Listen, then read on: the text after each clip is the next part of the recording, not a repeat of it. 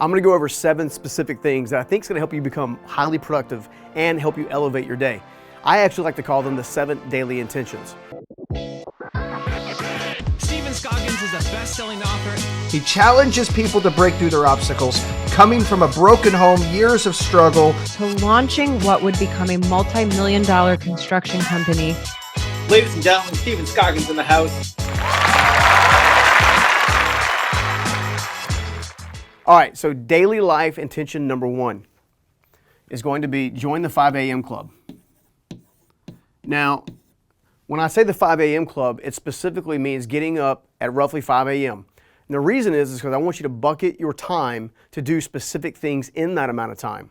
So when you first get up at 5 a.m., I want you to immediately go into a prayer and or meditation state for approximately 20 minutes. And the reason I want you to do that is because your brain is actually coming out of that waking state, and it's easier for you to communicate that type of thing directly to your subconscious mind right after you wake up. Now, the second benefit of actually joining the 5 a.m. club is actually what I refer to as the power commute. That's you actually getting in your vehicle, heading off to work or heading off to school or heading off to the gym in my case. No matter where you're going, use that time wisely, but actually spending that time absorbing personal development content on whatever area of life maybe you're keenly focused on right now. So for example, when I leave my house and I hop in my truck, on the way to the gym, I'm actually listening to some form of audiobook, YouTube clip, or podcast on a specific area of life in which I'm trying to elevate of my own. Now, I also find that doing this first thing in the morning, my brain tends to comprehend more of that, again, because I think it's tied to the waking state that we just left out of. So not only are we getting prayer and gratitude and thankfulness and meditation, but now we're also getting learning and education and strategies and knowledge. Now, the third part of that is actually doing some form of exercise first thing in the morning. Now, I typically hit the gym probably around 5:30, 5:40. I'm in the gym for about an hour, and while I'm in the gym, I'll spend another 20 minutes or so doing a cardiovascular exercise, an elliptical, a treadmill, or some kind of stair stepper or something, in order to get my heart rate up, get my mind pumping, and while I'm doing that, I'm typically jotting down notes about things and ideas and concepts that come into my head as a way to have an innovation or an idea folder of sorts. In other words, I constantly want to be in a creativity mode and or an innovation mode. And when I do that, I'm able to scale myself quicker by actually laying out frameworks that I'm going to need for future days ahead. Daily intention number 2, elevate your appearance. Now, don't get mad at me. Now, what I mean by elevate your appearance is probably not what you're thinking. I'm not talking about necessarily judging yourself for how tall or how fat or how short or how skinny or whatever. I'm not talking about that at all. What I'm talking about is going the extra mile to do something extra nice for yourself so your physical self actually feels the love from your emotional self. Yes, that's a mouthful. But ultimately what I'm trying to teach you to do is I'm trying to teach you to hold yourself to a higher set of values to yourself and actually teach you the attributes of loving yourself, taking care of yourself. You see, when we go long enough without taking really good care of ourselves, when we're constantly wearing the sweatpants and the sweatshirts and stuff like that, we actually begin to see a devalued version of ourselves. Now, I'm not saying there's nothing wrong with like sweatpants on a really like comfortable day. What I'm saying is it shouldn't be every day. You should be dressing to the standard in which you want to become consistently. You should be brushing your teeth and doing your hair and like taking just the extra steps. I know it sounds crazy, but when you treat yourself better, other people will also begin to treat you better because you're beginning to create the standards in which you want to follow for your own life. Intention number 3 is use the 30-30 rule. The 30-30 rule is nothing more than bucketing your day in 30-minute buckets based on the key priorities that's going to create the most lift. Unfortunately, what most of us do with productivity is we try to do the easy things first that actually don't give us a lot of momentum or a lot of added value. When in reality, spend the first 30 minutes on the most important thing that's going to get you the greatest lift.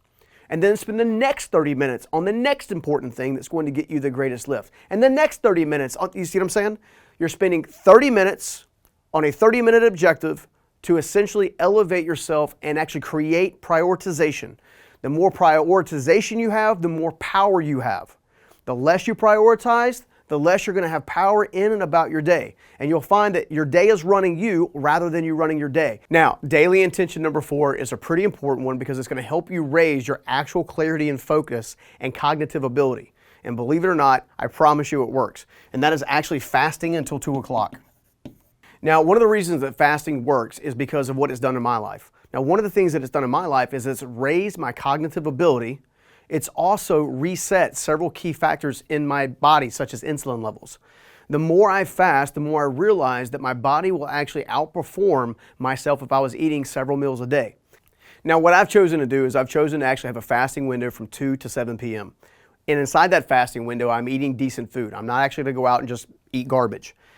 That fasting window allows me to reset my own body, reset my own cognitive ability, and it will do the same thing for you. Now, you may not be able to start out right out of the gate only eating once a day, but what you can do is you can start where you're at today, reducing your caloric intake, only drinking water, and then taking yourself a little further down the hole each time until you've consistently done a fasting routine. And again, even some of the benefits of fasting even actually show anti-aging. So there's a lot of benefits to fasting that you can actually learn more about.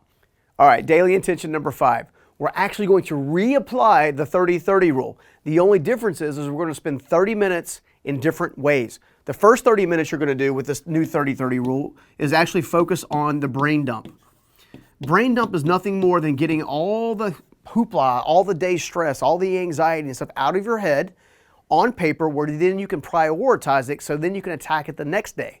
The other benefit of doing that is it also allows you not to carry that stress inside the home to those that you love. Now, the second 30 minutes you're going to use before you go home, after you've done your brain dump, is going to be focused on reflection. Put on some soft music, grab your computer or your iPhone or a note-taking device of some kind, and just reflect on today's events. What are innovations that you saw? What are types of things that you could create? What are types of things that you can be thankful for? What are types of challenges that maybe you felt that day or faced that day that have now taught you a greater lesson about yourself, maybe about the leader you're becoming, about the person you're becoming? There's no greater time to reflect than in a state of reflection. So why not intentionally put on your calendar a 30-minute window to just reflect? Reflecting will actually give you more nourishment to your mind, it'll give you more peace in your home, and it will give you a lot more focus in your day. Daily intention number 6 is actually to end your day with a little bit of learning while on your commute going home.